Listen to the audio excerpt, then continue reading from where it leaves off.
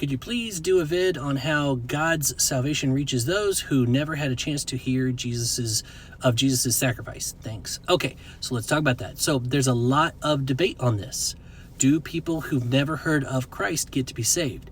Well, if the answer was yes, we would be doing them a huge disservice by telling them about Christ, because then they have the opportunity to go to hell. If not telling people sent them to heaven, let's just keep our mouths shut. But yet we're told to go make disciples of all nations, with the understanding that if we don't tell them, that's where they're going. So how does it work? Well, first off, keep in mind about Abraham.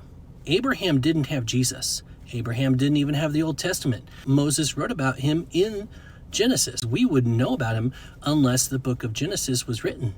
And so think about this.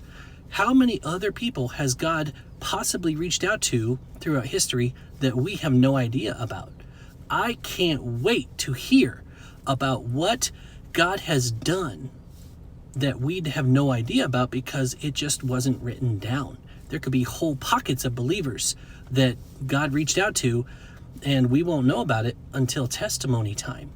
Now, aside from that, we also have to keep in mind that God is completely timeless. He's not subject to time. That's why Peter says that to God, a day is like 1,000 years, 1,000 years like a day. He's not subject to time. That means that he understands when people should be born. And according to Romans 8, it says, those whom he foreknew, he predestined to be conformed to the image of his son. That means he already knew if you would say yes. So he set up a plan for you to be saved. That foreknew is a very powerful word, and it gets overlooked quite a bit. So God already knows who will say yes and who will say no. He still gave everyone a chance to figure out who he is, to live a life where they might figure out who created all this nature. Even Paul says that all men are without excuse because all of nature declares there is a God. So if they choose not to figure out who that is and live their lives wickedly, that's still on them. They still make their choices.